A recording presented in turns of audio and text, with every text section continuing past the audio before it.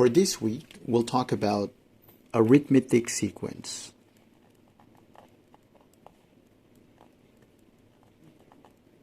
Also known as arithmetic progression. According to the module, it is a sequence in which the difference between any two consecutive terms is constant, called the common difference. Let's use the usual example 3, 5, 7, 9, because this is an example of an arithmetic sequence. If we take the difference between any two consecutive terms, let's say 3 and 5, the constant difference is 2. Between 7 and 5, the constant difference is 2. Between 9 and 7, the constant difference is 2. And if we continue this sequence, the constant difference will always be 2. Last time, we were able to write a general equation for this sequence. We say that the n term is equal to 2n plus 1 because this is just a list of odd numbers and the n term is 2n plus 1. The idea of arithmetic sequence is like this. The first term is a sub 1. The second term is a sub 1 plus d. The third term would be a sub 1 plus d plus d.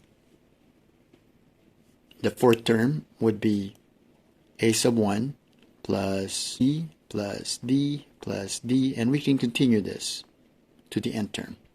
So let's rewrite this to understand this better. A sub 1. The second term would be a sub 1 plus d. The next term would be always the first term, a sub 1 plus 2d. The next term would be a sub 1 plus 3d. The next term would be a sub 1 plus 4d. And we can continue this to the nth term.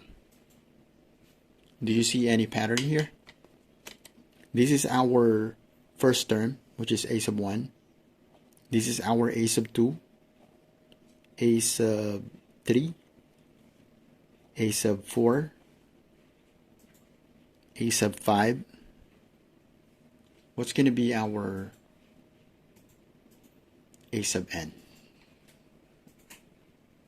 So as you can see, 3 and this is 2. Well, there's a numerical coefficient of 1 here. So a sub 4 and this is 3d. This is just 1 unit away from 4. 1 unit away from 5. So we can assume that the n term, a sub n, would be equal to a sub 1 plus n minus 1 times the constant difference d. And this is actually the general formula for the arithmetic sequence. Last time we were able to write the general formula for this sequence. Okay, let's try this with this. Here our a sub 1 is 3. And the constant difference is 2. So plugging in the values,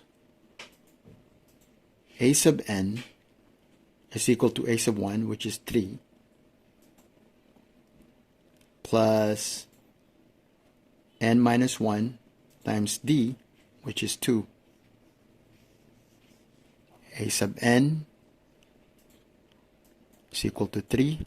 By distribution, we have 2n minus 2. Combining similar terms, we have a sub n equals 2n plus 3 minus 2, and that will be 2n plus 1, which is the same here because this is an example of an arithmetic sequence. Okay, so that's it for today.